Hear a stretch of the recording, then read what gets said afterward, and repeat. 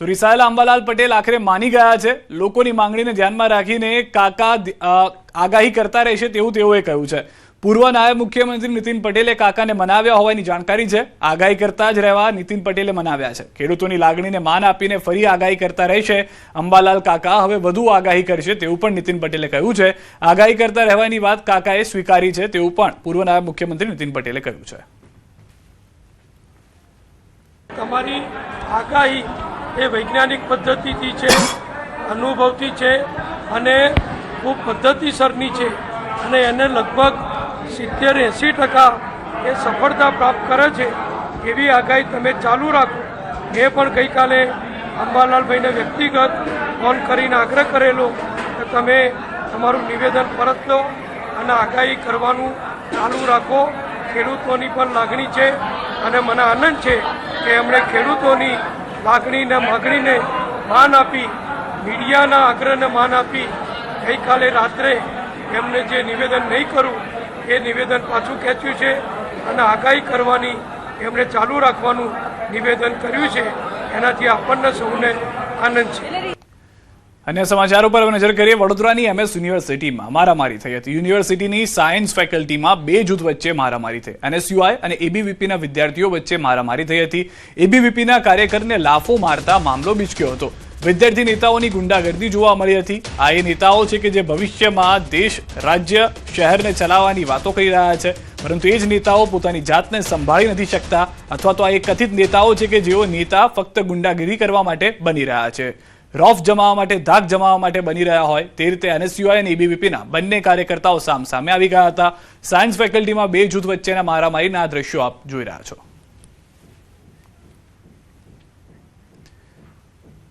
હળવદમાં વિદ્યાર્થીને માર મરાયાનો આક્ષેપ। સંસ્કાર વિદ્યાલયમાં ધોરણ 9માં ભણતા વિદ્યાર્થીઓને માર મરાયો છે। સ્પેલિંગ ન આવડતા ઇંગ્લિશ વિષયના શિક્ષક તેમજ શાળાના આચાર્ય દ્વારા માર મારવામાં આવ્યો છે। विद्यार्थी ने चाठा पड़ी गया। 30 જેટલા વિદ્યાર્થીને માર માર્યાનો વિદ્યાર્થીનો આક્ષેપ છે। હું 9મું ધોરણ ભણું, સંસ્કારમાં ભણું અને સ્પેલિંગ નહોતા આવડ્યા એટલે મારે અહીંયા બહુ મારે 30-40 છોકરાને માર્યું હતું। ને સર પ્રિન્સિપલ મયુર સરે માર્યો હે, તમે જોઈ લો। છોકરાને સાપુ પાડી દીધી એવી મારા છોકરાને માર્યો હે। તો અમે છોકરાને ભણવા મોકલી, માર ખાવા ના મોકલી। છોકરાને મેં પૂછ્યું કે બેટા તારો વાંક શું તને આવો માર્યો? તો એને એમ કીધું કે મમ્મી મને પેલિંગ પૂછ્યા હતા, મને પેલિંગ ન આવડ્યા ને એટલે મને પ્રિન્સિપલ સરે માર્યો।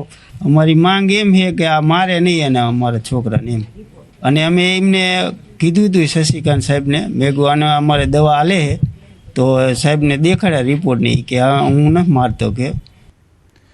મોરબીના હળવદમાં બુટલેગરની ગુંડાગીરી। દેવળિયામાં બુટલેગરનો પરિવાર પર જીવલેણ હુમલો। છરી અને ધોકાથી 3 યુવાનો પર કર્યો હુમલો। ઘટનામાં 3 યુવકો ઇજાગ્રસ્ત હતા। સારવાર હેઠળ દેવળિયામાં ખુલ્લેઆમ દારૂ વેચાતો હોવાના પરિવારનો આક્ષેપ।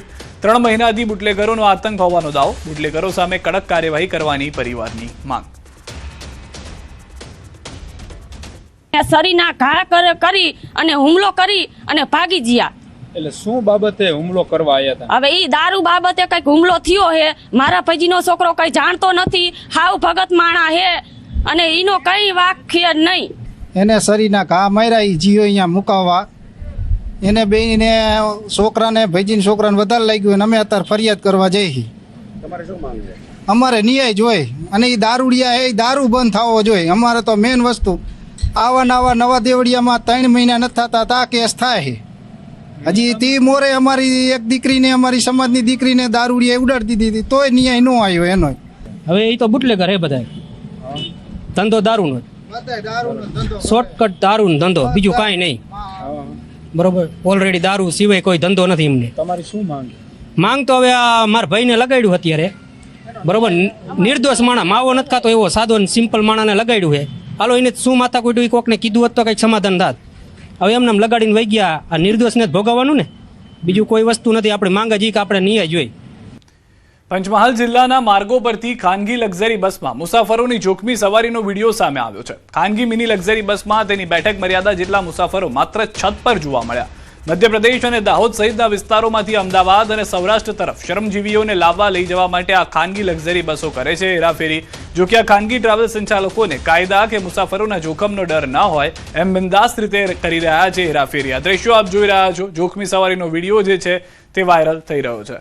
વધુ માહિતી ન્યૂઝ 18 સંવાદદાતા રાજેશ પાસેથી મેળવીશું. રાજેશ, જાણે કાયદો વ્યવસ્થા નથી, ટ્રાફિક પોલીસનું ધ્યાન નથી, એમ ખુલ્લે આમ મોતનો આ મુસાફરી જે છે તે જોવા મળી રહી છે. ચોક્કસ દર એક દિવસના દ્રશ્યો નથી. પંચમહાલ જિલ્લા નહીં માત્ર રાજ્યના અનેક માર્ગો પરથી આ જે વાહનો છે તે પસાર થયા છે. ખાસ કરીને ગ્રામ્ય વિસ્તારોમાંથી શહેરી વિસ્તારમાં જતા શ્રમજીવીઓ માટે હેરાફેરી કરતા હોય છે. આ ખાનગી વાહનોના મુસાફરો જે હોય છે તેને ક્ષમતા કરતા વધુ મુસાફરોને છત પર બેસાડવામાં આવતા છે. આમાં ખાસ કરીને જો જોવા જઈએ તો જે શ્રમજીવી પરિવારો છે, શ્રમજીવીઓ છે, તેઓ પાસે ભાડું હોતું નથી અને ભાડું ત્યાંથી જે મજૂરી કરવા માટે જતા હોય ત્યાંથી સ્ટેટ પાસેથી લઈને આપવાનું હોવાથી આ પ્રકારે જોખમી મુસાફરી કરતા હોય છે. અને જેનો એ જ તકનો લાભ ઉઠાવીને જે આ ખાનગી વાહનોના સંચાલકો છે તે તગડી કમાણી રહેતા હોય છે. પરંતુ જે મુસાફરો છે તેમના જીવની સહેજ પણ પરવા કરવામાં આવતી નથી. સાથે જે સંલગ્ન વહીવટી તંત્રના જે વિભાગો છે તેના દ્વારા પણ દંડનીય કાર્યવાહી કરવામાં આવશે, પરંતુ સખત પગલાં ભરવામાં આવતા નથી. જેથી કદાચ કહી શકાય કે જે કઈ શહેરો કે તાલુકા વિસ્તારમાં કે જિલ્લા વિસ્તારમાંથી પસાર થઈ રહી છે ત્યાંના સંલગ્ન અધિકારીઓની રેમનજર હોવાનો પણ જે શક્યતાઓ છે તે નકારી શકાય એમ નથી. પરંતુ જે આ જોખમી મુસાફરી છે ક્યારેક મોટું સ્વરૂપ લઈ અને મોટી જાનહાની થવાની શક્યતાઓ પણ નકારી શકાય નથી. જી આભાર રાજેશ સમગ્ર માહિતી બદલ. તો આ એક દિવસના કે 2 દિવસના દ્રશ્યો નથી, આવું રોજ થઈ રહ્યું છે, છતાં પોલીસનું ધ્યાન કેમ નથી જઈ રહ્યું એ સૌથી મોટો સવાલ છે. વડોદરા તંત્રના પાપે મહિલા ખાબકી છે. આજવા રોડ લકુલીશ નગરમાં મહિલા પડી. મોપેડ લઈને જતી મહિલાએ ગુમાવ્યો કાબુ. રોડ પર કાદવ કિચડના કારણે મહિલા કાબુ ન રાખી શક્યા. મોપેડ ચાલક મહિલા ધસડાઈ ગયા. પાછળ બેસેલું બાળક પણ નીચે પટકાયું હતું. આ દ્રશ્યોમાં આપ જોઈ રહ્યા છો. રસ્તો કાચો છે, બાળક જે છે તેમની સાથે જોવા મળી રહ્યું છે. મહિલા આ કાદવવાળા રસ્તામાંથી 2 વ્હીલર પોતાનું પસાર કરી રહી હતી. એ દરમિયાન 2 વ્હીલર લપસી જાય છે.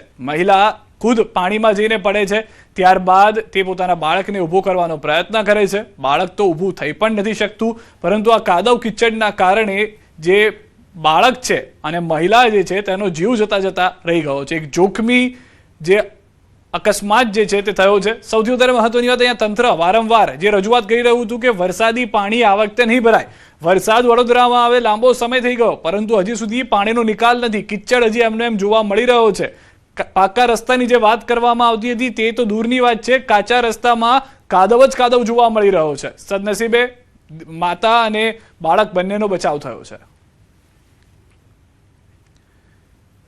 રાજકોટમાં ફૂડ વિભાગનું મેગા સર્ચ ઓપરેશન. 121 ખાદ્ય એકમોમાં આરોગ્ય વિભાગની તપાસ. 55 કિલો અખાદ્ય વાસી ખોરાકનો જથ્થો નાશ કરાયો. 180 કિલો પસ્તીનો જથ્થો જપ્ત કરાયો. 35 વેપારીઓને ફૂડ નિયમ ભંગની નોટિસ. સ્વચ્છતા અને લાયસન્સમાં અનેક ખામીઓ મળી. નિયમ ભંગ બદલ ₹44,500નો દંડ થયો. ભેળસેળયુક્ત ખોરાક વેચનારાઓ સામે કડક કાર્યવાહી કરવામાં આવશે.